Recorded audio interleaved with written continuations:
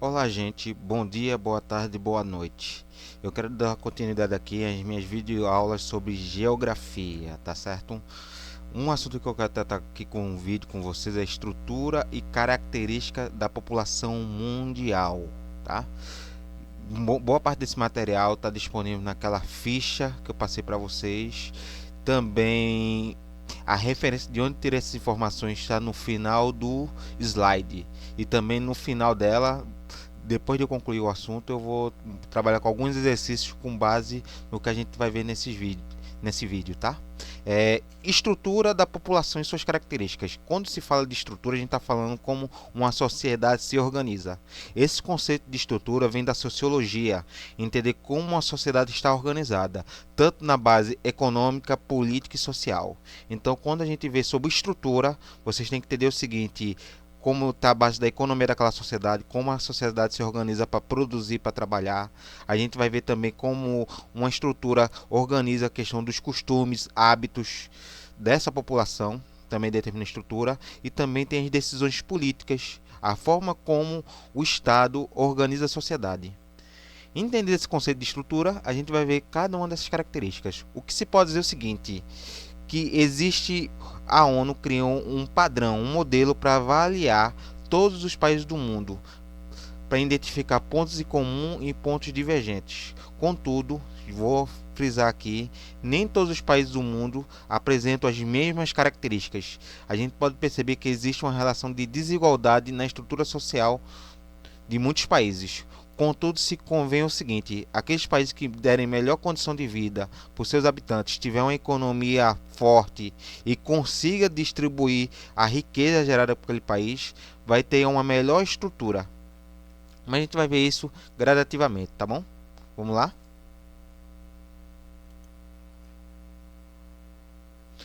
Ó, quais são os critérios utilizados pela ONU? São critérios internacionais para avaliar uma estrutura de uma população.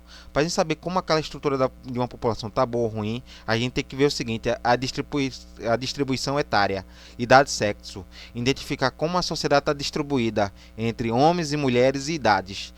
Como seria aquela sociedade que tem mais jovens e menos velhos?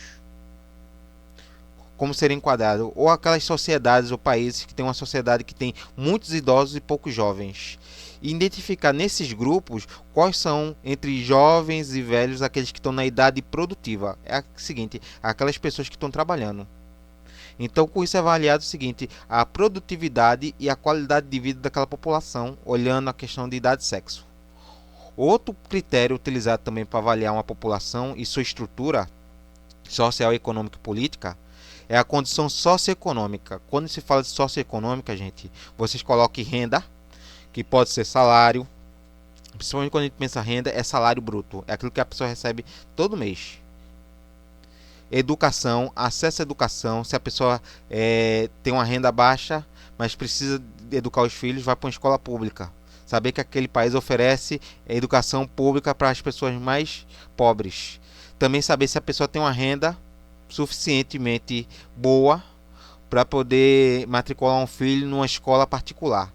E saber se a educação dada, a educação oferecida por um país, seja em escola particular ou pública, tem a mesma qualidade.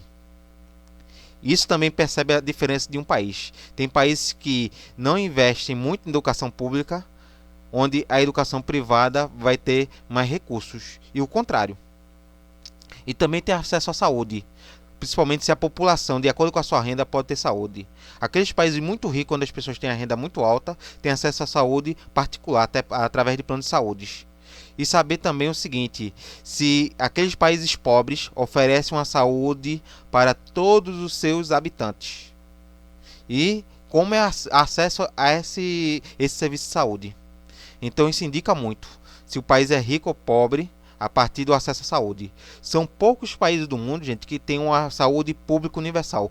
Todos os cidadãos têm acesso a uma saúde pública, mantida com os impostos pagos pela sociedade. Um exemplo que a gente tem aqui é o SUS do Brasil, que é o único modelo de saúde que é tido como universal. Os outros países, como Estados Unidos, Europa, você tem que pagar um serviço de saúde, principalmente um serviço mínimo, onde você paga uma taxa mínima. Agora, a ideia de hospitais ou um serviço único de saúde para toda a população é uma coisa que só existe aqui no Brasil. Pelo menos os dados que eu tenho, tá? O outro critério que é importantíssimo, que tem a ver com essa condição socioeconômica, é o IDH, Índice de Desenvolvimento Humano. Isso é um índice simples. Vendo a questão da rede, educação, saúde, acesso a bens e serviços, é estabelecida uma nota. Então o IDH seria uma nota. E essa nota indicaria qual é a melhor qualidade de vida. Quais são aqueles países que têm a melhor qualidade de vida? Então, aqueles países que oferecem uma boa renda, educação e saúde, esse IDH vai ser altíssimo. Já aqueles países pobres que não oferecem educação, saúde, uma melhoria na qualidade de renda das pessoas, então o IDH vai ser baixo. Isso a gente vai ver. Com base nessas informações, nesses 3 critérios que a gente viu sobre, voltando aqui para os critérios, distribuição etária, condição socioeconômica e posição de IDH, a ONU, Organização das Nações Unidas, o FMI, Fundo Monetário Internacional e outros órgãos internacionais avaliam os países, dando a eles status, posições. Aqueles países que têm o maior índice nesses 3 aspectos são identificados como determinados países. Outros que têm outros índices totalmente diferentes têm outra classificação. E como foi essa classificação, gente? Aí entra um detalhe importante. Ao longo da história, principalmente da segunda metade do século XX, do final da Segunda Guerra Mundial até 2000, os países foram classificados em estágios diferentes de desenvolvimento a partir com esses critérios. E como foram esses estágios, esses modelos de classificação? Até o final da década de 1980, na verdade de 1950 a 1980, os países eram classificados da seguinte maneira: países do primeiro mundo, que seriam os países de capitalismo desenvolvido, que seria o quê? Inglaterra, Estados Unidos, França, principalmente os países da América do Norte e da Europa Ocidental, tá? Países do segundo mundo seriam os países que adotavam a economia socialista, que era uma economia planificada, que seria o quê? A China e a União Soviética. E o terceiro seria o país subdesenvolvido, que seriam os países pobres, aqueles países que não tinham indústria, que têm uma economia precária, dependendo da agricultura, baixa produtividade. Esse tipo de classificação do mundo, dos países do mundo dividido em três categorias, primeiro, segundo e terceiro, isso foi durante a época da Guerra Fria.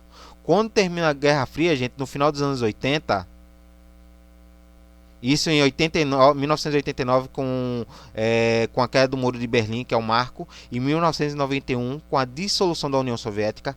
Esse modelo aqui, ó, dos países do mundo dividido em 3 partes: países capitalistas, países socialistas e países subdesenvolvidos, chegou ao fim. Quando termina a Guerra Fria, quando cai a União Soviética, esse modelo aqui não faz mais sentido. Então, qual foi o outro modelo que foi criado? Foi isso aqui, ó. Na década de 1990, após o término da Guerra Fria e da queda da União Soviética, que aconteceu em 1991, foi estabelecida uma nova classificação dos países. Essa nova classificação não seria mais ideológica, mas também seria classificada com a capacidade econômica e a qualidade de vida que aquele país oferece para os seus cidadãos. Então foi classificado o seguinte, ó: países desenvolvidos, países ricos, com indústria, com recursos, com acesso à saúde. Aí isso entra o quê? Estados Unidos, nações da Europa, Inglaterra, França, Holanda e também da Ásia, né? A Ásia aqui que eu incluo, gente, é Japão, Singapura e Hong Kong, que nos anos 90 ainda pertencia à Inglaterra. Só quando chega os anos 2000 que Hong Kong foi reanexado à China. Gente, teve parte da China que pertencia a outras nações estrangeiras. Isso a gente vê em outro momento. E, principalmente história sobre imperialismo. Guarde isso. Quer entender o que aconteceu na Ásia, estude também imperialismo, que isso é assunto da terceira unidade, do terceiro ano, na primeira unidade. Isso aí vai ser só o ano que vem para vocês, tá? Então, citei aqui alguns países ricos. Países em desenvolvimento ou países emergentes, que seriam aqueles países seguinte, que teve no início da sua história que era pobre, muito pobre, agricultura bem rudimentar, não tinha indústrias, não tinha infraestrutura, mas gradativamente esses países foram se desenvolvendo. Começou a desenvolver indústria, modernizou a agricultura, utilizando máquinas, utilizando fertilizantes, começou a construir rodovias, começou a modernizar a educação. Então seriam aqueles países que estavam saindo de uma situação de pobreza e estavam crescendo gradativamente, melhorando indústria, melhorando comércio, melhorando educação. Exemplo de países emergentes nos anos 90. O Brasil entrou nesse critério. A China estava surgindo como emergente. A Índia também nesse processo. Estão entendendo aí?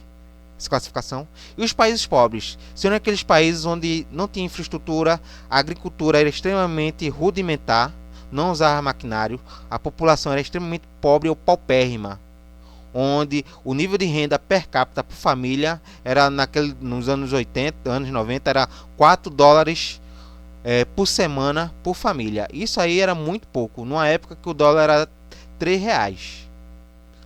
Estou entendendo como é essa classificação dos anos 90? É uma classificação que ainda é usada hoje, porque essa classificação não leva a questão ideológica não, leva ao seguinte: o desenvolvimento econômico de um país, da capacidade dele sair de um país pobre, chegar a um emergente, de um emergente a um rico. Isso marca o seguinte: são países que passaram por grandes transformações econômicas e sociais. Isso está na época principalmente ligado à globalização. Os países emergentes de desenvolvimento foram aqueles países que estavam inseridos ao mundo globalizado, onde esse mundo globalizado teve seu grande ápice e quem determinava a globalização eram os países ricos. Estão entendendo essas diferenças? Isso não quer dizer que isso são conceitos estanques, paralisados e vão ser eternos. Daqui a uns 50, 100 anos esse modelo vai mudar, com base no desenvolvimento econômico. Agora, vocês podem me perguntar: mas professor, como eu posso caracterizar que um país deixa de ser pobre a ser emergente? O que a gente pode classificar como um país que pode deixar de ser subdesenvolvido para em desenvolvimento emergente e pode vir se tornar rico é o desenvolvimento da sua indústria, aqueles países que desenvolveram rapidamente uma indústria moderna. E hoje, gente, a indústria moderna sabe o que é? É desenvolvimento de tecnologias, principalmente programas de computador, celulares, carros elétricos. Hoje, infelizmente, o Brasil ainda está nesse nível aqui, mas mas outros países como a Alemanha, Estados Unidos e a China já são países ricos, porque já tem uma tecnologia de ponta. É a chamada tecnologia indústria 4.0, que é ligada à informação. Então, informação, quando eu digo, gente, é computação, tecnologia da informação, computação, tá? Então, o que marca esse progresso de um país subdesenvolvido para em desenvolvimento para um desenvolvido é a questão do investimento em indústria, modernização da indústria, industrializar todos os setores da economia, desde a agricultura até o comércio. Setor primário, modernizar com tecnologias, industrializar o setor primário, que é a agricultura e mineração. Modernizar a indústria para desenvolver uma indústria de ponta utilizando tecnologia, que é o setor secundário, que é o setor da indústria, e modernizar o setor terciário. Então, aqueles países que conseguem melhorar sua economia, investir em tecnologia e em conhecimento, podem avançar do subdesenvolvido para o em desenvolvimento para os desenvolvidos. Então, a indústria, desenvolvimento industrial, modernização da indústria, melhoria da capacidade produtiva é um sinal de desenvolvimento econômico. Outro fator também que mede essa mudança de países subdesenvolvidos para em desenvolvimento e desenvolvidos, gente, é investimento em educação e saúde. Investir na melhoria do ensino e também na saúde. Quando eu digo melhoria do ensino, gente, não é só sobre o ensino em escolas regulares, que é do fundamental ao médio aqui no Brasil, mas também investir em ciência, investir em universidades, desenvolver pesquisa, investir em pesquisa. Então, aqueles países que investem pesado em educação, desde a educação primária para alfabetizar até o ensino superior que desenvolve pesquisas, isso permite que esses países formem uma mão de obra qualificada. E uma mão de obra qualificada, ele desenvolve tecnologias. Exemplo, sabe como os países ricos conseguiram se enriquecer cada vez mais? Porque eles investiram em educação tecnológica. Por exemplo, investiram em computação, investiram em tecnologia na medicina, investiram no desenvolvimento de tratamento para doenças, investiram em pesquisa científica em várias áreas, desde as pesquisas em ciências humanas até em astronomia, medicina. Então, aqueles países que investiram pesado em educação e o desenvolvimento da ciência, eles colheram frutos. Por quê? Se você investe na qualidade do ensino, desde a alfabetização ao ensino médio até o ensino universitário, e no ensino universitário é que saem as maiores pesquisas em todas as áreas, isso permite consequências econômicas. Por quê? Todo desenvolvimento tecnológico desenvolvido no mundo dos países ricos surge nas universidades. Por exemplo, a desenvolvimento, gente, por exemplo, dos computadores. Bill Gates, exemplo de Bill Gates e do falecido dono da Apple, Steve Jobs. Sabe onde eles desenvolveram os primeiros computadores? Dentro de universidades, que eram projetos científicos de curso de computação que tinham uma aplicabilidade para o dia a dia. Então, nossos atuais computadores, laptops e até, gente, celular, por exemplo, o touchscreen, sabe quando foi inventado o touchscreen, a tela dos nossos celulares smarts, foram inventados nos anos 80 dentro de universidades.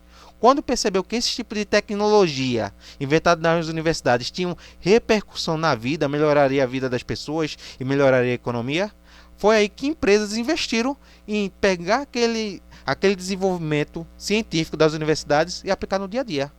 Então, países que investiram em ciência tiveram consequências positivas, porque aquilo que foi produzido nas universidades podia ser replicado e reproduzido para o cotidiano. Então, quais foram esses países que investiram em ciência e trouxeram essa melhoria para o dia a dia?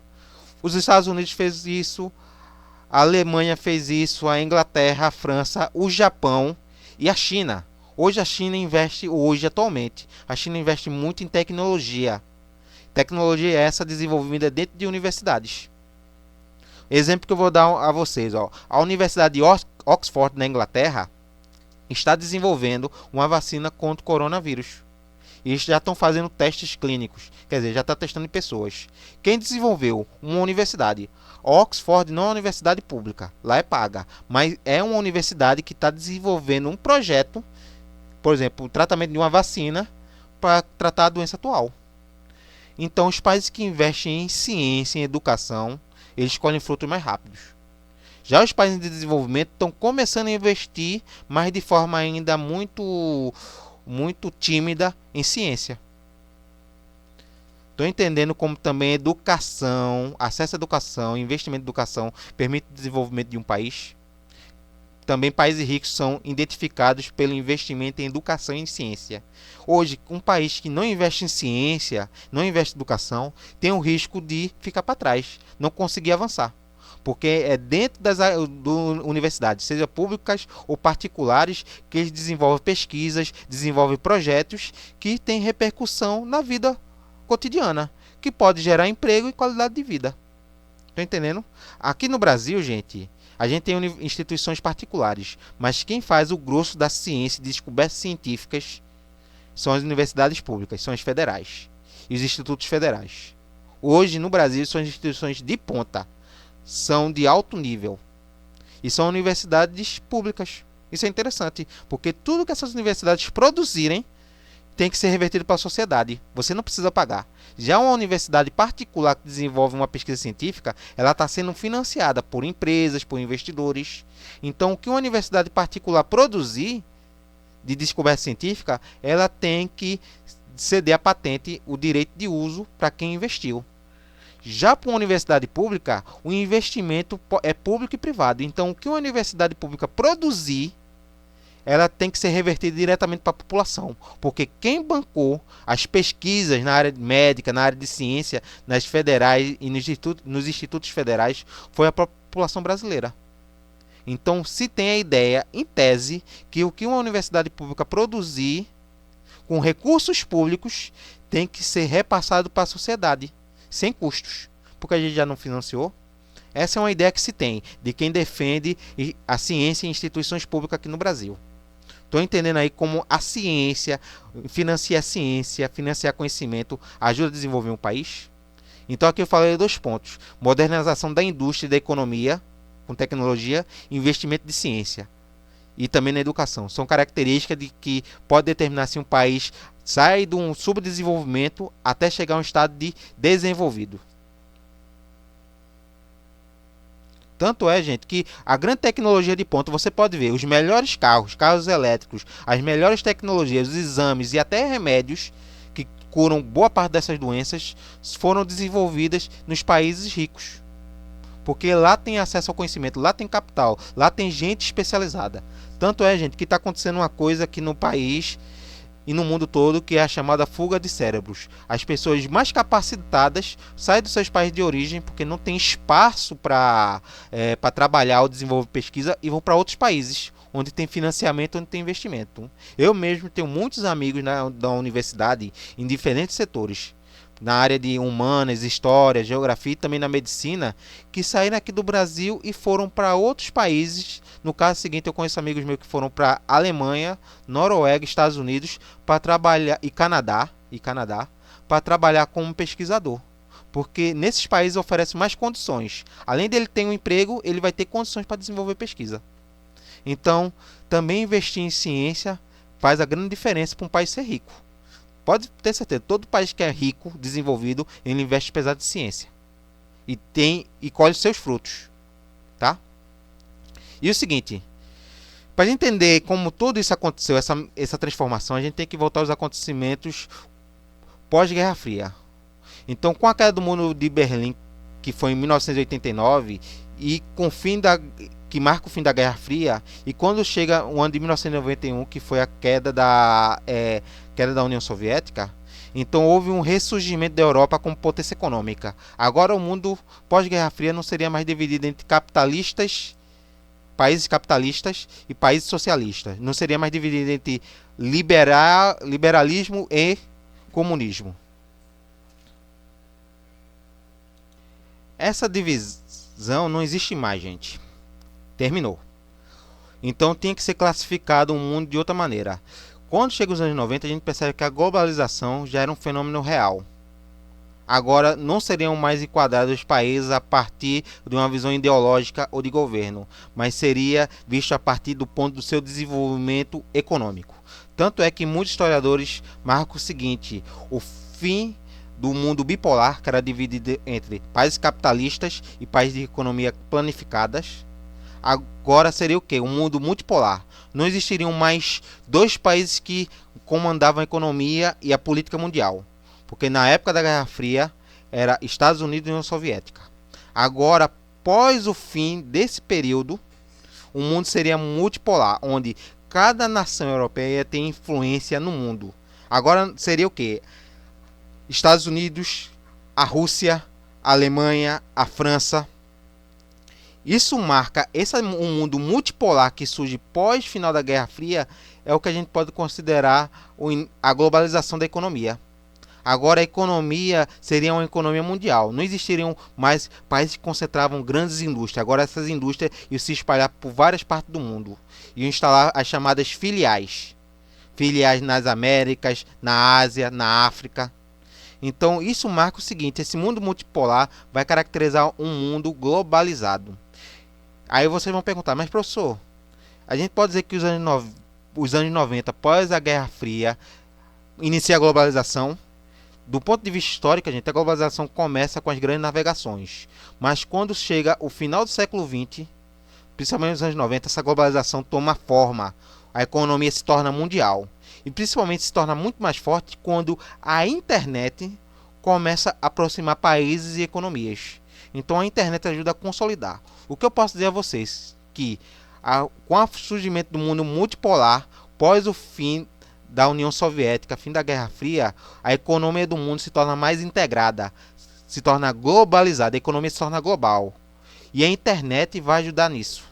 Então o que a gente está vivendo, gente, é uma consolidação de um processo histórico que começa há muito tempo atrás, há mais de 500 anos, mas que ganha forma e ganha força, se consolida no início dos anos 90 e vai até os dias de hoje. Hoje o mundo todo é globalizado, a economia é globalizada. Tanto é, gente, que se não fosse por essa consequência da globalização, a gente nunca poderia ter uma aula dessa. Se a gente pudesse voltar ao tempo, como era 100 anos atrás, o que a gente faz hoje é impossível, porque a gente não tinha um desenvolvimento nem tecnológico nem econômico. A economia do mundo há 100 anos atrás não estava tão desenvolvida e tão integrada como hoje. E por causa dessa integração atual, gerada pela globalização, eu estou podendo fazer esse vídeo para vocês. Então a globalização da economia é uma consequência das transformações que o mundo está. E essa transformação, gente, é permanente. Esse mundo multipolar é permanente. E cada país que for enriquecendo e se desenvolvendo, ele vai ganhar cada vez mais espaço. Então hoje, gente, a globalização é vista como um país, ou país que pode se integrar num mundo mais complexo, onde o poder econômico e a capacidade econômica de um país vai determinar o sucesso dela ou não. Então, a partir daí, desse momento, desse mundo multipolar, que foi necessário a ONU utilizar o conceito de Índice de Desenvolvimento Humano. Qual o objetivo desse índice pela ONU? Avaliar como os países que estão entrando nesse mundo multipolar, se eles estão entrando de uma forma igual ou diferente. Então, o IDH busca avaliar a qualidade de vida de muitos países desse mundo globalizado através de alguns critérios: expectativa de vida, renda per capita é renda por pessoa, por família, e grau de instrução, se a pessoa só tem ensino fundamental, só tem ensino médio ou teve acesso ao ensino superior. Esses 3 indicadores do IDH são fundamentais para dizer se um país é rico ou não, se aquele país é desenvolvido ou não. Isso indica o seguinte, gente, que esses indicadores mostram, desde os anos 90, quando ele foi criado até agora, que vários países têm índices de desenvolvimento diferentes, que mostram estágios de desenvolvimento econômico diferentes. Tem países que são muito ricos, mas que têm índices de desenvolvimento humano baixíssimos. Tem já países que não têm aquela economia de primeiro mundo, não tem um índice de acúmulo de riqueza, de capital, que é o PIB, contudo, apresenta os melhores índices de desenvolvimento humano. Então, esse critério de IDH, gente, não é um conceito fixo. Não é uma coisa que, para um país ser rico, ou ter um índice de desenvolvimento econômico altíssimo, ele precisa seguir esses 3 pontos de forma restrita, de forma como se fosse uma regra. Tem países que vai ter melhor renda per capita, mas vai ter um grau de instrução menor. Tem aqueles países que têm uma melhor perspectiva de vida, mas vai ter uma renda por família menor. Então são critérios aqui que não são homogêneos e um não é pré-requisito do outro. Tem países que podem apresentar diferentes índices de desenvolvimento humano com diferentes critérios, com diferentes relações de equivalência entre esses critérios diferentes. Para vocês entenderem isso, eu vou mostrar aqui para vocês o seguinte, Aqui explico o que é o IDH. O IDH foi criado pela ONU, Organização das Nações Unidas, com o objetivo de medir o grau econômico e principalmente como as pessoas estão vivendo nos países em todo o mundo. O IDH avalia países numa escala de 0 a 1. O índice 1 não foi alcançado por nenhum país do mundo. E dificilmente será, pois tal índice iria significar que determinado país apresenta uma realidade praticamente perfeita, com elevada renda per capita, expectativa de vida de 90 anos e assim por diante. Gente, o que ele quer dizer com isso? Aí vocês podem anotar no caderno de vocês. O IDH. Aqueles países que apresentarem entre 0 e 1... Perdão, vou reformular aqui para vocês. Aqueles países que apresentarem IDH próximo de 1 são países que têm o melhor índice de desenvolvimento humano. Já aqueles países que apresentar 1 é inexistente. Quer dizer, isso é ideal. Então, aquele país, se chegasse um país no mundo que apresentasse o IDH igual a 1, valendo 1, gente, era uma coisa irreal, é uma utopia. Porque não existe um país que tenha melhor renda per capita, com uma boa renda para todos os seus cidadãos. Não tem um país que tenha uma expectativa de vida de 90 anos, a pessoa envelhecer com saúde. E também não existe nenhum país no mundo que ofereça uma educação de melhor qualidade para todos. E qual seria a educação de melhor qualidade? Nos países de IDH, de Índice de Desenvolvimento Humano, próximo de 1, boa parte da população tem acesso ao ensino superior. Então, para alguns países que a população tem acesso ao ensino superior, países desenvolvidos. Por exemplo, Estados Unidos, acontece na Alemanha, na Itália, principalmente os países do norte da Europa, por exemplo, Noruega, Dinamarca, Suíça, a maioria da população teve formação superior, concluiu a graduação, tem bacharelado, tem mestrado, tem doutorado. Tanto é que a maioria dos doutores estão concentrados na Europa. Mas esse fato não é suficiente para identificar se um país tem um alto índice. Estão entendendo aí? Então é o seguinte, ó, países que tiverem indicadores socioeconômicos como 0,8, 0,9, 0,7 são países que têm um alto desenvolvimento humano. Agora, aqueles países que tiverem, por exemplo, índice de desenvolvimento humano igual a 0,1, 0,2, 0,3 são países pobres. Então, anotem aí. Anotem aí no caderno de vocês.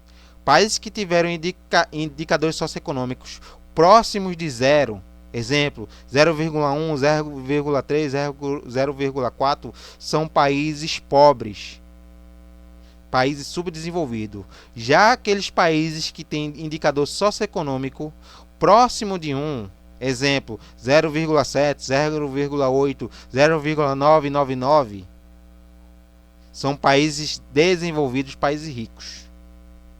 Agora, claro, tem que ver dentro desses critérios.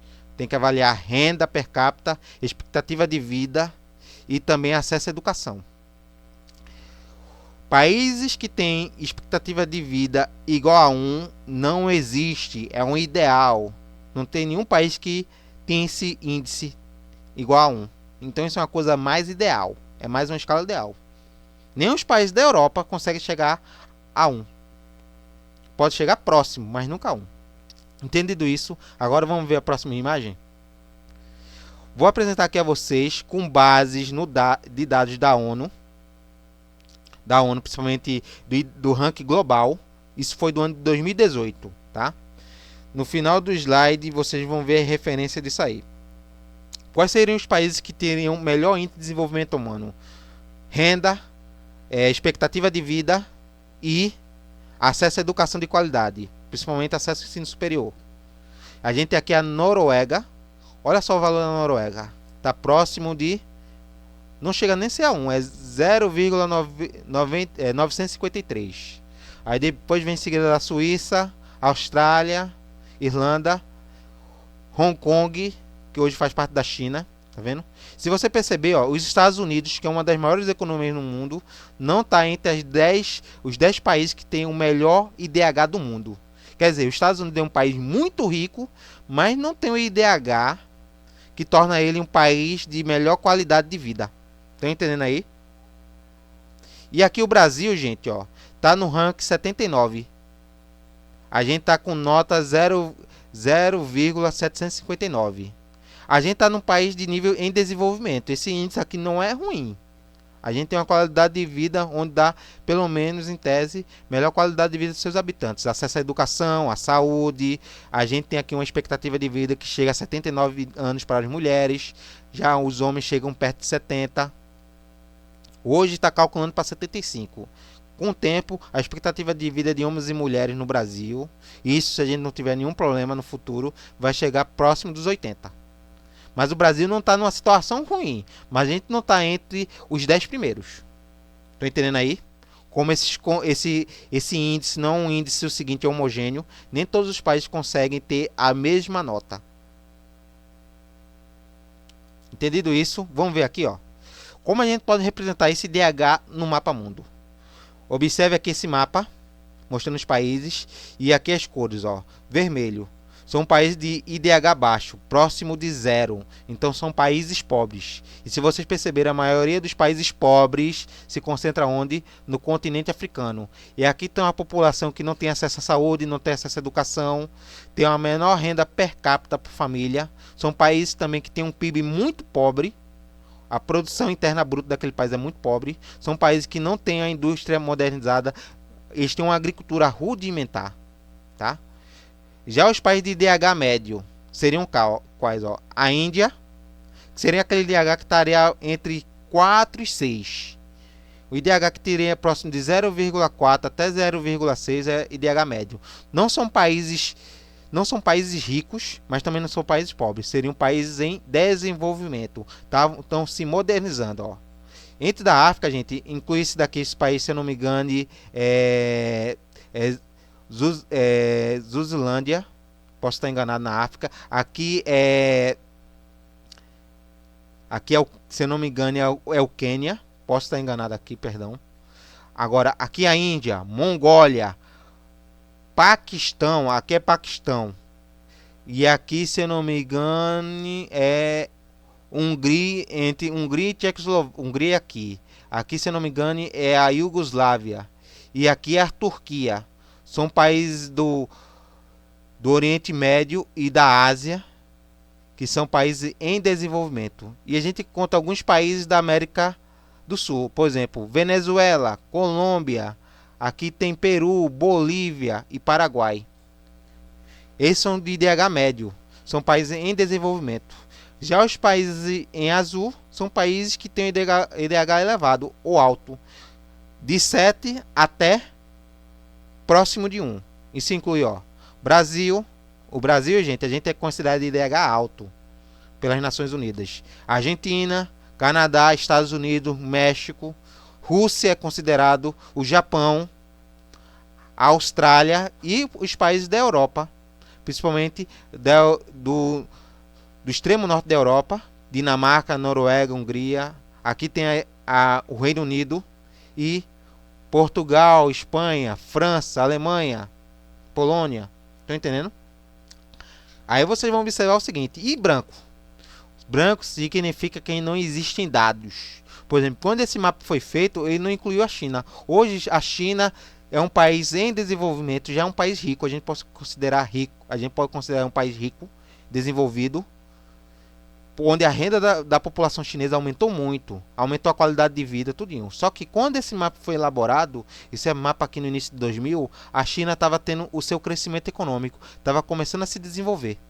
Isso por início dos anos 2000, de 2001 até 2010. A China só veio se tornar uma potência mundial, gente, de 2012 para cá. De 2012 para cá, a China despontou como a maior economia do mundo.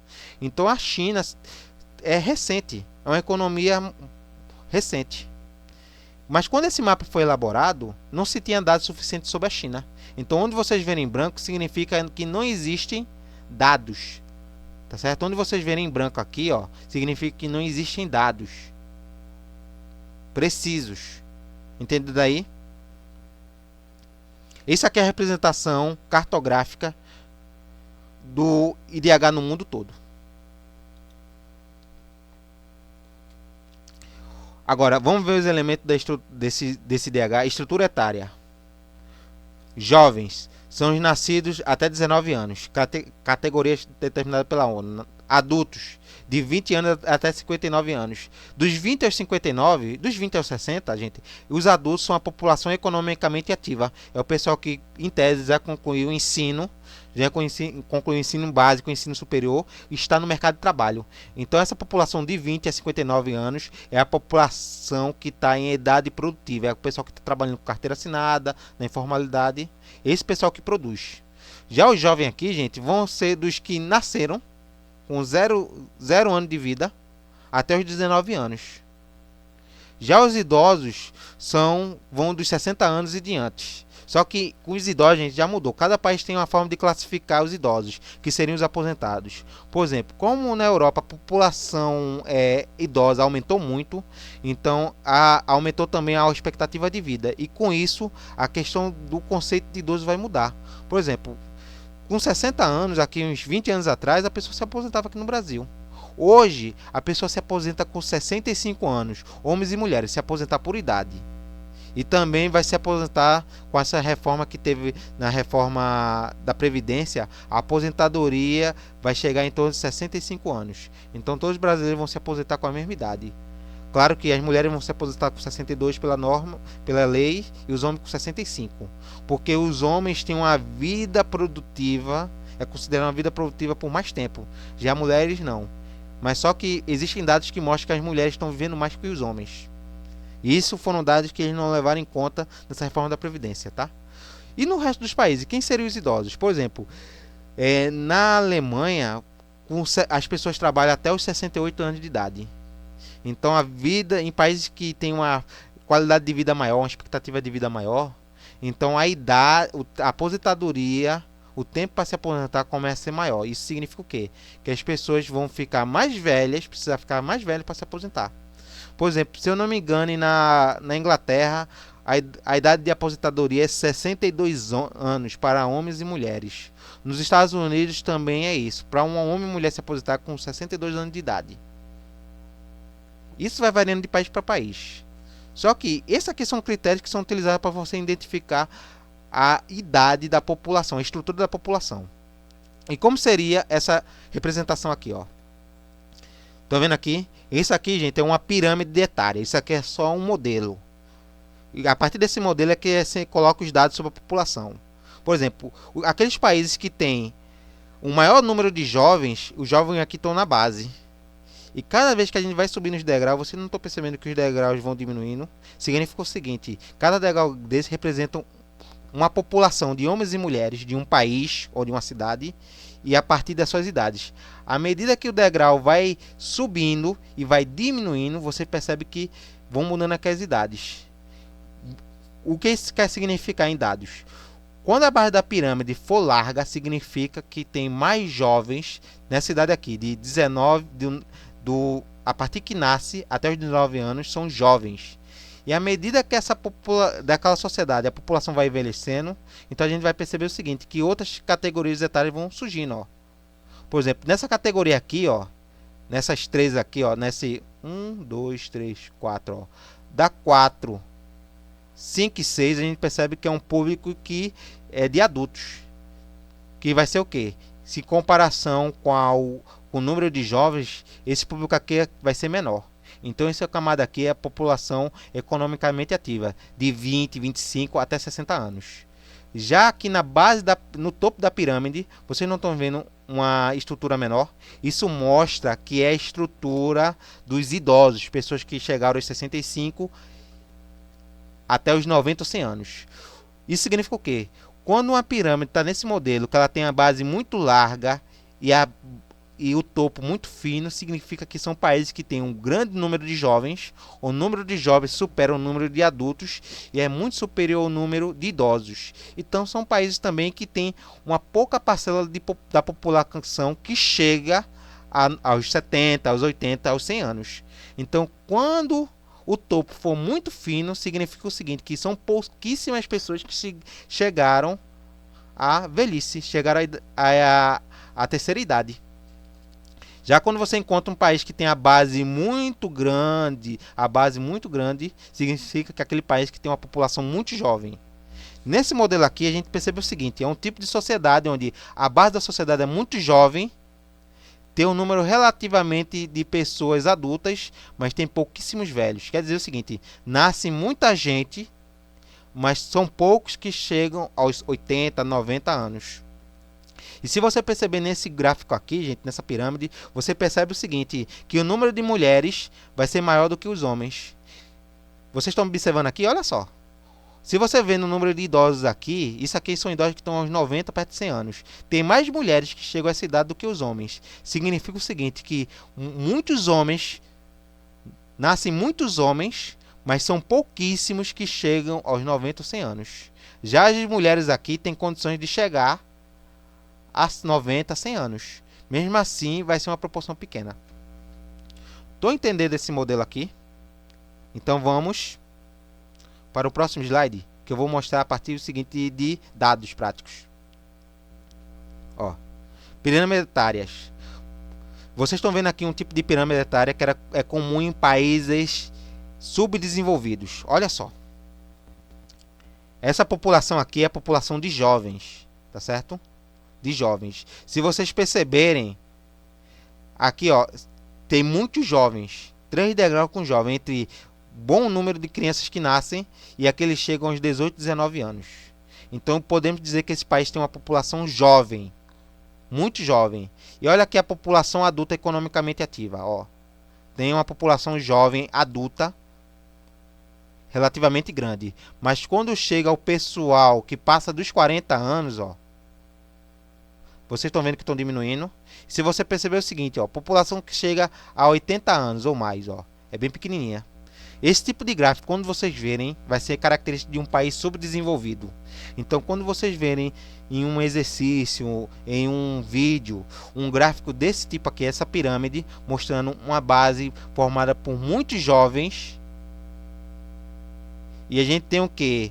O meio dela, que é formado por adultos, também relativamente maior, grande, mas não maior, é menor em relação ao número de jovens. E se você perceber que no topo o número de idosos é menor, significa que é um país de idosos, um país pobre, um país onde tem muitos jovens, mas muitos desses jovens não conseguem chegar à idade idosa, não conseguem chegar à terceira idade. Então, um país pobre quer dizer o seguinte: muitas pessoas nascem, mas muito morrem. Ou morrem quando nasce, ou morrem ao longo da vida adulta. E quando chega na velhice, chega com uma velhice bem prejudicada, bem paupérrima, bem frágil. Isso é característica de países subdesenvolvidos. Isso inclui a África, países alguns países da Ásia. Agora, olha outra pirâmide, gente, aqui. Já essa pirâmide é uma pirâmide de países desenvolvidos ou países ricos. Observe direitinho, ó. A base aqui é quem? São os jovens, homens e mulheres. E o topo seriam aqui idosos. Observe direitinho. Você não está percebendo que essa pirâmide, comparada à pirâmide dos países pobres, subdesenvolvidos, ela é invertida? Vamos voltar aqui para a imagem a pirâmide dos países subdesenvolvidos. A base larga com jovens e o topo estreito com poucos idosos. Agora, como é nos países desenvolvidos ou países ricos? A base de jovem é pequena, quer dizer, nos países desenvolvidos, nos países ricos, são poucos números de nascimentos, são pouco número de jovens e tem uma população adulta muito grande, principalmente de mulheres. Mulheres idosas superam o número de homens idosos. Significa o quê? Nesses países ricos, a qualidade de vida e a expectativa de vida é alta, então permite que as pessoas envelheçam melhor e vivam por mais tempo. Consequentemente, esses países ricos têm poucos filhos, quer dizer, é uma população que prefere ter filho a partir depois dos 40 anos, tem um ou no máximo 2 filhos por casal. Então é uma população que tem uma taxa de natalidade, taxa de fecundidade baixa, caindo. Então os países ricos como Inglaterra, França, Alemanha, Noruega têm um baixo nível de natalidade e também tem um baixo nível de crescimento vegetativo. Quer dizer, né, os países ricos estão tendo menos filhos e as pessoas estão vivendo mais. Isso gera um problema seguinte: quando esses idosos morrerem, quem vai trabalhar? Então são países que estão tendo um problema que falta gente, falta mão de obra. É por isso que países como Noruega, Inglaterra, Alemanha estão permitindo, em alguns casos específicos, alguns imigrantes irem trabalhar lá, principalmente em serviços qualificados, como medicina, cursos técnicos. Então a Europa vive esse problema hoje. Tem poucos jovens, as pessoas, os casais estão preferindo não ter filhos ou ter filhos depois dos 40 anos e as pessoas estão vivendo mais. Esse indicador é o seguinte, gente, é um país que tem uma excelente qualidade de vida, excelente IDH, o que permite as pessoas viverem há mais de 80 anos. Mas também ela revela um problema, são países que têm pouco índice de nascimento, nascem pouquíssimos jovens, e depois vai gerar um problema no futuro, porque sem jovens e principalmente sem a população economicamente ativa, que é a população adulta, que é outro problema, que vocês estão percebendo aqui que a população adulta nos países desenvolvidos também está caindo. Está caindo o número de nascimentos, mas também está caindo o número de adultos. Se você não tem um número de nascimentos grande, significa o seguinte, que não vai ter no futuro adultos para trabalhar. Então, gradativamente, isso vai mostrar um problema, que a população da Europa vai envelhecer até um ponto onde ela não vai conseguir se reproduzir. Isso é um problema. Se um país tiver mais velhos, muito idosos e poucos adultos e jovens, aquele país vai sofrer problemas econômicos. Por quê? Quem é que trabalha e quem produz é o pessoal que está na idade produtiva. Se uma população não tem um número de nascimentos, se não está nascendo mais gente, no futuro não vai ter gente para trabalhar, não vai ter adulto, só vai ter mais velho. E quando chega a velhice, o pessoal se aposenta, perde o poder produtivo, porque a velhice leva uma queda da produtividade do trabalho humano. Isso vai gerar problemas. E quais seriam os problemas? O governo vai ter que sustentar um grande número de idosos, mas não vai ter ninguém para trabalhar, para sustentar esse número aqui. Isso é um problema muito sério que vai surgir daqui a 20, 30 anos. Aqui no Brasil, gente, isso talvez aconteça daqui a uns 40, 60 anos. A gente tenha uma situação dessa. Agora, claro, se acontecer o seguinte, as pessoas tiverem menos filhos, tiver uma taxa de fecundidade, uma taxa de crescimento vegetativo baixíssima, e a gente tiver uma população adulta que está envelhecendo cada vez mais. Mas isso aqui pode acontecer dentro de uns 50 ou 60 anos. E como seria a pirâmide etária de países em desenvolvimento? Ou países emergentes? Isso seria o caso do Brasil. Ó. A gente tem um grande número de jovens, mas tem um grande número de adultos em idade produtiva. E a gente tem o seguinte, inicialmente uma camada de pessoas idosas começando a crescer. Ó. Ainda tem um topo ainda curto, mas já está gradativamente envelhecendo. E a gente tem um grande número de pessoas que estão acima de 70 anos. Esse gráfico aqui, gente, representa muito o Brasil atual. A gente ainda tem um bom número de jovens e um bom número de adultos. Contudo, o que está acontecendo hoje é que a população idosa, essa população aqui, ó, está crescendo cada vez mais. Quer dizer, a gente está crescendo gradativamente o número de idosos. No nosso caso específico no Brasil, principalmente mulheres. As mulheres estão vivendo mais porque têm melhor qualidade de vida no seguinte, tem acesso à saúde, tem acesso a tratamento, mais do que os homens. Mas é uma questão mais cultural. Isso quer dizer o seguinte, as mulheres estão se cuidando mais e os homens não se cuidam. Homens não fazem exame de próstata, não vão regulamento por médicos. Então isso daí também prejudica. O fato da gente não acompanhar nosso estado de saúde complica também a nossa qualidade de vida. Já as mulheres não, as mulheres fazem prevenção, tem acompanhamento pré-natal, constantemente estão indo mais para médicos, os homens são raríssimos. Isso tudo é mais por uma questão cultural aqui no Brasil do que uma questão se tem acesso ou não à saúde. Estão entendendo aí? Esse gráfico aqui mostra muito bem como é a situação do Brasil. A nossa situação é essa aqui, ó. A nossa situação é essa. A gente tem um público jovem ainda grande, mas já está começando a encurtar. A gente tem um bom número de jovens adultos entre 19 e 40 e 50 e 60 anos que está trabalhando ainda, mas gradativamente a gente vai ver que a população acima de 70 anos vai crescer. Isso é uma tendência que vai acontecer dentro de 60 anos, gente. Tá? Sobre essa população econômica que está trabalhando, essa população adulta que está trabalhando, a gente chama de população economicamente ativa. Aquela população de 20 anos até os 60 que está trabalhando com carteira assinada é a população economicamente ativa. Seria o quê? Pessoas que têm uma renda remunerada em forma de lei. Aqui no Brasil é o pessoal que tem carteira assinada ou tem contrato de trabalho. É o pessoal que contribui com a Previdência Social, é o pessoal que tem conta em banco. Então esse é o pessoal que paga imposto. Estou entendendo? Então a ONU, para avaliar se a economia de um país está crescendo, e também pode indicar um sinal de um IDH bom ou ruim, é o número de pessoas que trabalham com carteira assinada ou recebem um salário de forma formal. Não precisa ser uma carteira de trabalho, não. É um contrato de trabalho. Tem direitos reconhecidos pela lei, direitos trabalhistas. E olha que cada país tem leis que garantem direitos para os trabalhadores. O Brasil tem a nossa CLT. Estados Unidos tem suas leis trabalhistas próprias. E assim por diante. Então aqueles países que têm trabalhadores que recebem na forma de lei salários e têm planos salariais são países economicamente ativos. Isso é que medida uma riqueza de um país. Um país que tem uma economia desenvolvida, rica, significa que seus trabalhadores têm salários determinados por forma de lei. Existe remuneração, existem direitos para esses trabalhadores. E que seriam esses países que teriam direitos econômicos, direitos de uma renda, direitos de uma remuneração por lei, que seria a população economicamente ativa?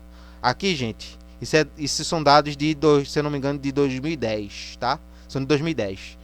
Reino Unido, depois Estados Unidos, Alemanha, Japão, Brasil. O último país é o Irã. Esses são países que têm a população que trabalha com carteira assinada, se a gente for resumir, tá?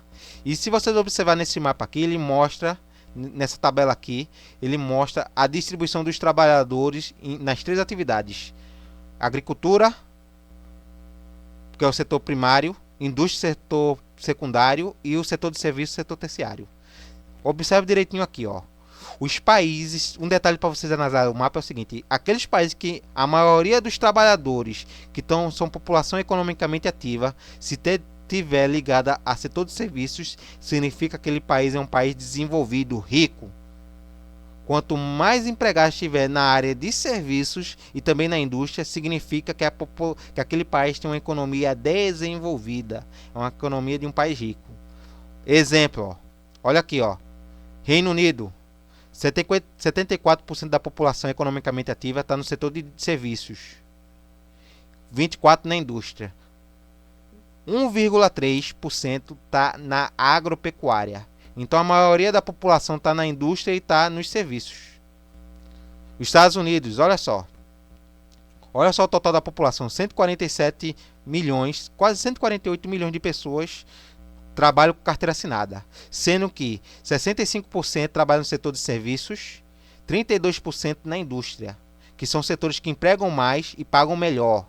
Indústria e serviços pagam melhor se comparado à agricultura. Tanto é que na agricultura nos Estados Unidos é uma agricultura familiar. Quem trabalha é de família de agricultores, fazendeiros que trabalham com familiares e com alguns empregados. Depois tem o Japão, olha só o índice de trabalhadores em serviço e na indústria. Agora vamos para o Brasil, ó. Em 2010 a gente tinha 80 milhões de pessoas, 81 milhões de pessoas com carteira assinada. Agora observe o seguinte, ó. Quantos que trabalham na agricultura? Quer dizer, 23%, 23,4%. Na indústria no Brasil, 20,1%. 20,1% da população brasileira trabalha em fábricas, indústrias. E 56% trabalham, 56,5% trabalham onde? Trabalham em setor de serviço. Serviço, gente, é comércio, shoppings. Então, se vocês perceberem o seguinte, quais são os dois setores da economia brasileira que empregam mais gente, que tem gente que trabalha? Isso, claro, com carteira assinada. É o setor de serviços e a pecuária, agropecuária. Então, a agricultura, pecuária, mineração e o setor de serviços emprega mais gente. E a gente só tem 20% da população brasileira que trabalha em fábricas. Estão vendo aqui o sinal, gente, no Brasil? Então, a gente tem mais trabalhador no setor de serviços, no comércio, e mais trabalhador na agricultura do que trabalhando na indústria. Então, o setor da indústria, gente, emprega menos pessoas aqui no Brasil. Então, a gente não tem uma indústria que contrata muito. Se você for comparação com os outros países desenvolvidos, ó, os países ricos, eles vão empregar boa parte da sua população na indústria, em serviços e pouca gente na agricultura. Aqui no Brasil é o inverso. A gente, ó, vai contratar gente na agricultura, muita gente, comparação à indústria, e vai contratar muita gente no setor de serviços. E olha, gente, que o setor de pecuária paga menos se for comparar a indústria e o comércio. Exceto, no caso, quem trabalha naquela agricultura que for modernizada, que usa tratores, caminhões, outra tecnologia. Aí já é diferente, porque a agricultura e a pecuária foi modernizada. Mas a grande massa de trabalhadores rurais no Brasil trabalha ainda de forma precária. É trabalho manual. É o que emprega ainda muita gente no interior do Brasil, contudo recebendo baixíssimos salários. Aquela agricultura que a gente vê usando maquinários, caminhões, tratores, aquilo é a agricultura de ponta. Aquilo dali não é a regra, aquilo dali é uma exceção no Brasil. Grande parte dos trabalhadores na agricultura é trabalho manual mesmo, trabalhando na colheita, na roça. É o setor que ainda emprega muito no interior do Brasil. Entendido aqui? Então, se a gente observar a distribuição da população só pelas atividades econômicas, a população economicamente ativa, a gente pode identificar qual país desenvolvido ou não. País desenvolvido, subdesenvolvido e em desenvolvimento. Só para citar o seguinte, gravem aí, anota aí no caderno de vocês. População economicamente ativa. Países desenvolvidos ricos. São aqueles países onde a maioria dos trabalhadores estão concentrados em serviços e na indústria. Países que tiverem mais gente trabalhando no setor de indústria e serviços são países desenvolvidos ou ricos. Anotado? Podem repetir de novo para vocês copiarem. Copia outra informação aqui, ó.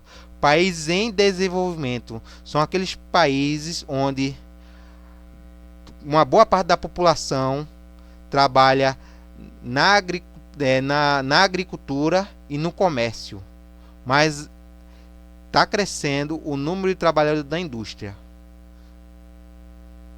Em resumo, país em desenvolvimento onde ainda concentra boa parte dos trabalhadores na agricultura e no comércio. E está crescendo o número de trabalhadores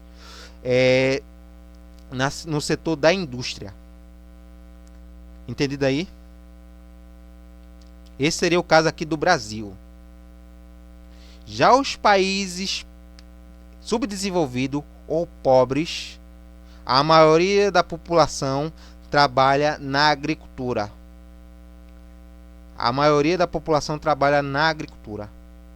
Então, quando o país for pobre, a maioria dos trabalhadores em idade econômica produtiva, de 19 a 60 anos de idade, estão trabalhando na agricultura. Isso é o caso da África, da Índia. A Índia está em desenvolvimento. Já mudou muito. Mas, por exemplo, países da África passam por isso. Boa parte dos países da África, a maioria da população trabalha na agricultura e ganha pouco. E a agricultura, gente, é o setor que paga menos no mundo todo. Principalmente porque em alguns países a força de trabalho na agricultura é força braçal.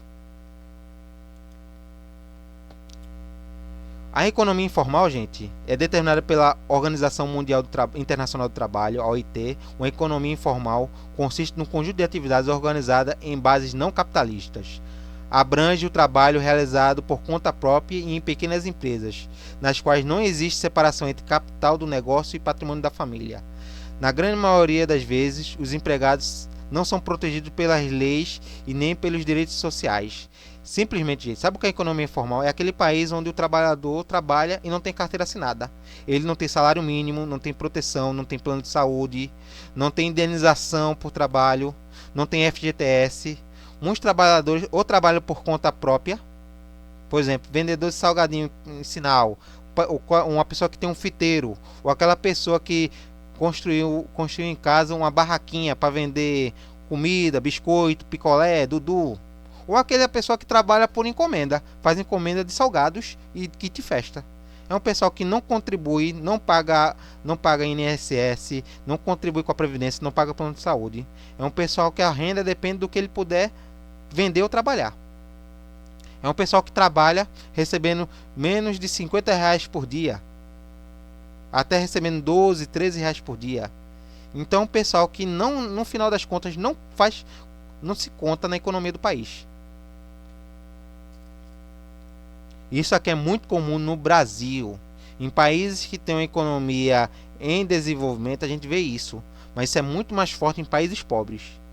E nesses últimos anos, está crescendo cada vez mais trabalhadores informais. Eu vou dar um exemplo de vocês de um trabalhador informal, que não tem proteção nenhuma. 2 trabalhadores. O pessoal que faz entrega de iFood e outros similares. E os motoristas de Uber. E também motoboy. São trabalhadores que estão na informalidade, estão trabalhando lá, estão correndo risco, e se ficar doente, se o carro quebrar, se a bicicleta quebrar, se a moto quebrar, eles ficam com prejuízo. Isso é só um exemplo moderno de trabalhador informal. Com base nisso, gente, com essas informações, a gente também tem que ver os indicadores socioeconômicos ou indicadores sociais.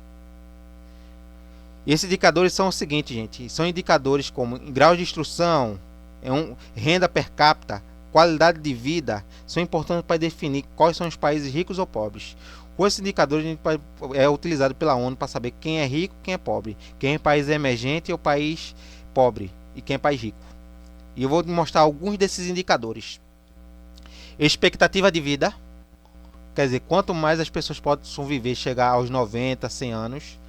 Taxa de mortalidade infantil, quer dizer, país que tem uma menor taxa de mortalidade infantil oferece melhor indicador social. Significa o quê? Acesso à saúde, acesso ao cuidado nos primeiros anos de vida. Isso é um indicador fundamental para saber o seguinte: se as crianças estão nascendo e estão vivendo, ultrapassando aquele período de risco de mortalidade infantil, que é até 1 ano de idade. O Brasil conseguiu combater por muitos anos a mortalidade infantil. Hoje as crianças estão conseguindo viver por mais tempo.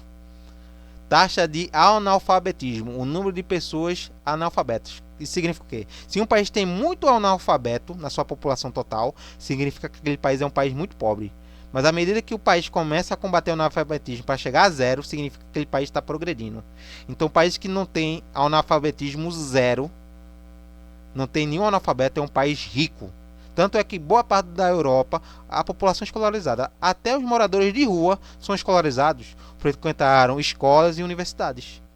Se tornaram, viveu na mendicância, ou como é chamado nos Estados Unidos de homeless, moradores de rua, por outros fatores.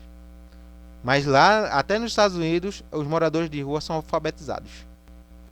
Como é a diferença de pobreza de um país para o outro. Existe pobreza tanto em países ricos como em países pobres, só que a pobreza é diferente.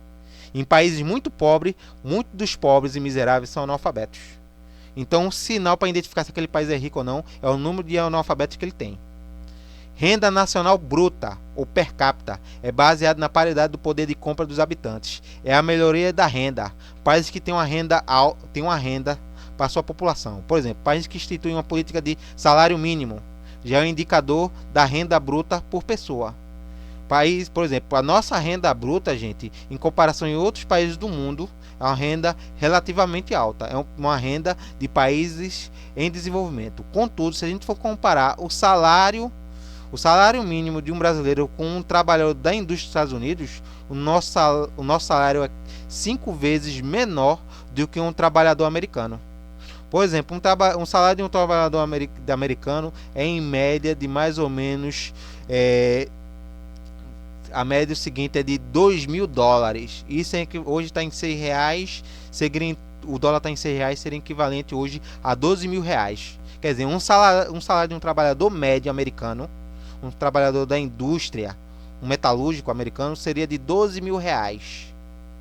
Então, se a gente for comparar o salário mínimo aqui no Brasil, a renda per capita de um trabalhador brasileiro com um americano, a nossa renda é baixíssima, muito baixa. E olha o seguinte, essa renda do trabalhador americano, gente, é uma renda ainda baixa para o padrão de vida americano. Então, $2.000 por mês, se para a gente é muito, para um trabalhador americano é baixíssima, uma renda baixíssima. Isso que eu estou dizendo, uma renda média. Tem estado americano que é $1.500, $1.600. Estou entendendo aí?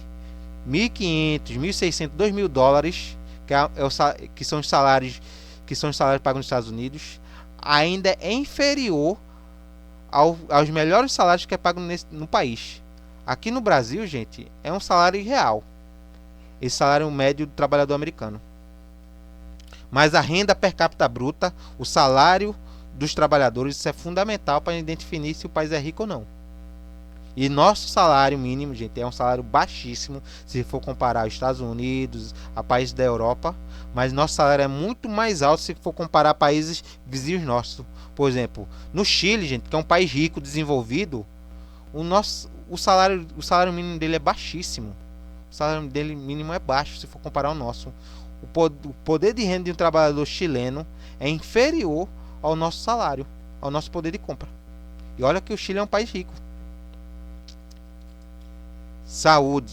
O que eu estou falando aqui, gente, é a questão do poder de compra de renda. Porque quando a gente fala sobre renda bruta, a gente está falando de renda, falando capacidade de compra. Por exemplo, a capacidade de renda de um trabalhador americano é muito superior à de um brasileiro. E a capacidade de compra de salário de um brasileiro é muito maior se for comparar um chileno, um venezuelano, um colombiano. Isso aí varia de país para país. Outra coisa também, outro indicador, acesso à saúde, qualidade de saúde da população. O pessoal tem acesso à saúde, seja pública ou seja privada, é um indicador. Se uma população não tem acesso à saúde básica, significa que é um país pobre. Se um país onde toda a sua população tem acesso à saúde, acesso a médico, acesso a tratamento de doenças, desde comorbidades, como tratamento à obesidade, asma. Se a população tem acesso com facilidade, é um país rico ou em desenvolvimento. Acesso à alimentação também, acesso à comida. Se você consegue se alimentar, ter acesso a todos os nutrientes necessários. Indica também, O principal indicador que a ONU usa, principalmente a Organização Mundial para a Alimentação, a FAO, estabelece o seguinte: o número de calorias necessárias para o corpo de um ser humano sobreviver é em torno de 2.500 calorias. Quer dizer, para a gente poder ter uma saúde boa, uma alimentação que ofereça um mínimo, a gente tem que consumir diariamente 2.500 calorias. Tem países, gente, que superam isso. Por exemplo, os Estados Unidos tem em média de 6 a 8 mil calorias que um americano pode consumir. Então a população americana é uma população que está em obesidade mórbida. Já países que estão abaixo de 2.500 calorias por dia são países onde tem fome e desnutrição. Exemplo, países africanos. Tem população africana, populações na África que tem menos de 1.000 calorias por dia. Quer dizer, está passando fome e desnutrição. E desnutrição, gente, também mata. Já o Brasil, gente, a gente está em 2.000 a 5.000 calorias. Isso mostra o seguinte, que a gente tem um grande índice de alimentação, mas é uma alimentação de má qualidade. A gente come muita coisa industrializada. Por exemplo, salsicha, hot dog, biscoito, achocolatado.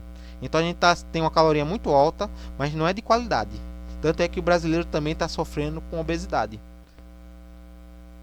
Condições médico-sanitárias. Gente, condição médico-sanitária é uma coisa seguinte que países ricos têm. Por exemplo, esgoto, tratamento d'água, água tratada, pavimentação de ruas, iluminação, acesso à internet também inclui como condições estruturais, não sanitárias, mas estruturais. Por exemplo, os países da Europa, gente, eles não têm esgoto ao céu aberto, a água do esgoto é tratada. Por exemplo, eles não têm o seguinte, a gente tem um costume muito de ter um cesto de lixo do banheiro, para a gente jogar papel higiênico, absorvente. Isso existe no Brasil, gente. Sabe o que eles fazem na Europa para jogar papel higiênico? Eles jogam diretamente no vaso sanitário, porque ele tem todo o sistema de esgoto, tá tudo canalizado. Então a água que sai do esgoto é tratada, urina, fezes, é tudo tratado. E a água que do esgoto ela é jogada em rios já limpa, já tratada. Tiravam todas as bactérias, todos os resíduos e levam água tratada para a água. Então não existe poluição nos rios. Se um rio na Europa, gente, por exemplo, o rio Tâmisa na Inglaterra, que durante muito tempo foi um rio poluído, hoje está limpo. Hoje a água do esgoto doméstico deságua no rio Tâmisa, mas sem nenhum restígio de contaminação. É água tratada, porque eles tratam o esgoto. Já que no Brasil é o contrário, gente. Se a gente for comparar para ser um país rico, desenvolvido, a gente não tem o esgoto tratado. A gente joga muito do esgoto doméstico, água não tratada em rios. É o exemplo onde a gente mora. A gente tem água contaminada. Então o Brasil, se fosse nesse quesito de condições médico-sanitárias, acesso a esgoto e água tratada e pavimentação das ruas, a gente está perdendo. A gente seria um país pobre. Se a gente fosse usar o critério de condições de esgoto, água tratada e pavimentação, a gente seria um dos países subdesenvolvidos. Mas só que não é esse critério suficiente para definir o Brasil, não. Tem que ter outros critérios. Mas pode ter certeza de uma coisa, países que não têm esgoto, água tratada e pavimentação são países que oferecem péssimas condições de vida para os seus habitantes. Deixa as pessoas doentes. E com isso são países que são pobres. Outro indicador é qualidade de vida e acesso ao consumo. Quer dizer, as pessoas podem consumir telefone, carro, quem consegue comprar computador, televisor, celular. Isso é a questão de bens de consumo. Então, e também acesso à internet. Países que oferecem boas condições para as pessoas comprarem um carro, ter um celular moderno, ter internet em casa, internet de boa qualidade, é sinal de países ricos. Já aqueles países que não oferecem internet de qualidade ou não permitem que as pessoas tenham televisores, celulares ou até energia em casa, são países pobres. Por exemplo, países pobres na África, gente, eles não têm luz em casa. Não tem luz. Não tem acesso à energia. E já me imagino que ele não tem acesso a outras coisas. Internet, educação. Já o Brasil, gente, a gente tem acesso à internet, sim. Ela é de boa qualidade, ela é veloz? Não. A gente tem celulares, mas nossos celulares são celulares de ponta, de boa qualidade. A gente tem televisores. Mas será que esses televisores e os celulares são baratos? Carros. Tem brasileiro que tem carro, mas é carro elétrico, é carro moderno, ou é aquele carro de há 20 anos tá rodando. É um carro que você tem medo de ser preso só por estar rodando com aquele carro. Tá entendendo? Com esse indicador de qualidade de vida é uma coisa bem relativa, vai depender muito da o quanto a pessoa tem para consumir. E claro, em países pobres eles não vão ter nada disso. Já países ricos eles vão ter acesso a carros novos, a celulares. Já que no Brasil a gente tem o seguinte, diferentes níveis. Tem gente que pode comprar um carro novo, trocar todo ano, e tem gente que está usando um carro há mais de 20 anos. Outros que tem condição de comprar um celular moderno, mas dividindo em 32 vezes, para pagar por quase 3 anos.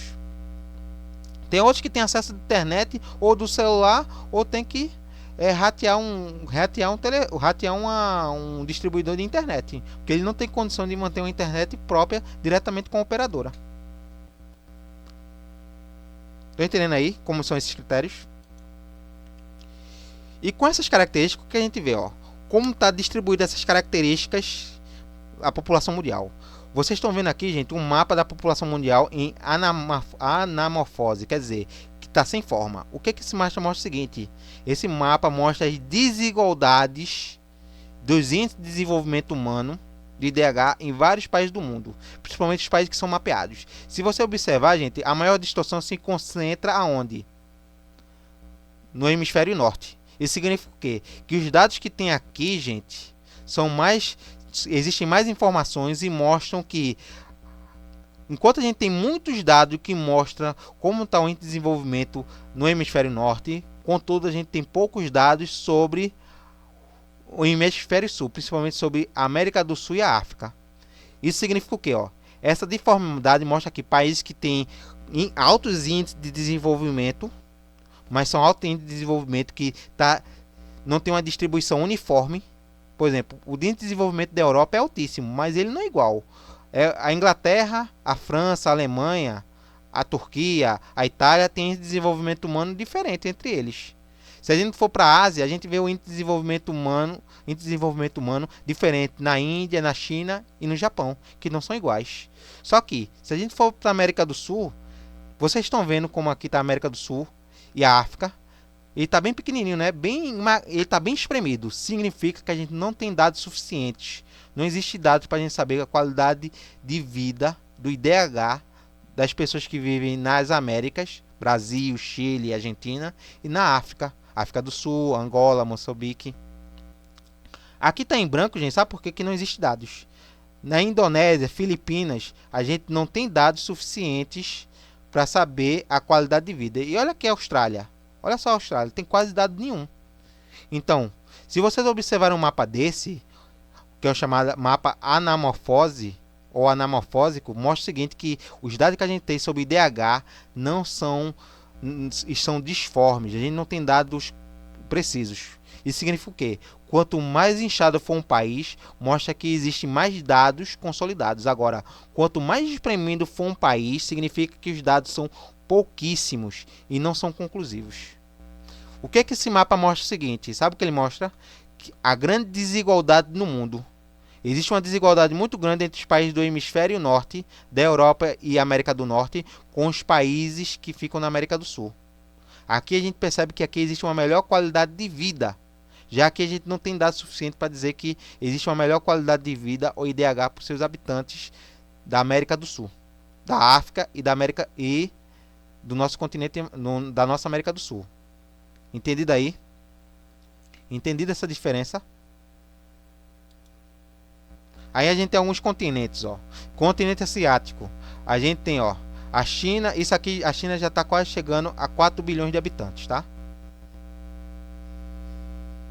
Então hoje, atualmente, ó, nesses dados, isso é de 2010. A população da Ásia, incluindo China, Índia, Japão, chega a 4,46 bilhões de habitantes. Gente, hoje já está quase chegando a 6, sendo que a China concentra a maioria dessa população. Outro dado da Europa, gente, ó. Isso é dado de 2016, tá certo? Atualmente a Europa tem quase 741 milhões e 400 mil habitantes. Isso em 2016. Hoje está chegando a quase 800 milhões de pessoas, chegando perto de 1 bilhão. Contudo, se a gente for ver a questão da distribuição etária, a gente percebe o seguinte, ó, é aquilo que eu avisei. Como a Europa é um país desenvolvido e rico, ó, tem um pouco número de nascimento, pouco número de jovens, então baixo crescimento vegetativo, baixa natalidade, baixa fecundidade e crescendo cada vez mais o número de idosos. A gente tem um grande índice de idosos acima de 70 anos na Europa. Quem se destaca quem são mulheres. As mulheres estão vivendo mais do que os homens. Então a gente está vendo uma Europa onde a população idosa está crescendo. Então a população da Europa está envelhecendo. Quando vocês verem um mapa assim, é um mapa da Europa mostrando que a Europa está envelhecendo. As pessoas estão ficando cada vez mais velhas. Oceania. Existem poucos dados, são 37 milhões. É menor do que o Brasil, tá? É uma população muito menor. E a Austrália concentra a maioria da população. Porque a Austrália é formada por desertos. Isso eu falei na aula anterior. Continente africano. Também é uma população que já está chegando a 2 bilhões de habitantes. É o continente que concentra a maioria dos países pobres, os países subdesenvolvidos do mundo. É no continente africano. Continente americano, gente, a gente já tem mais de 1 bilhão de habitantes, tá? Sendo que Estados Unidos e Brasil concentram a maioria da população do continente. Então, Estados Unidos e Brasil concentram a maior população absoluta do continente.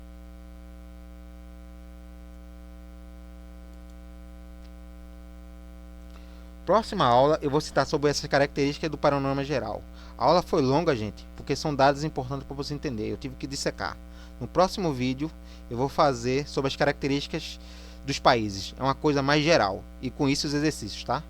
Esse assunto foi longo, mas porque precisaria ser destrinchado, tá? Até a próxima aula.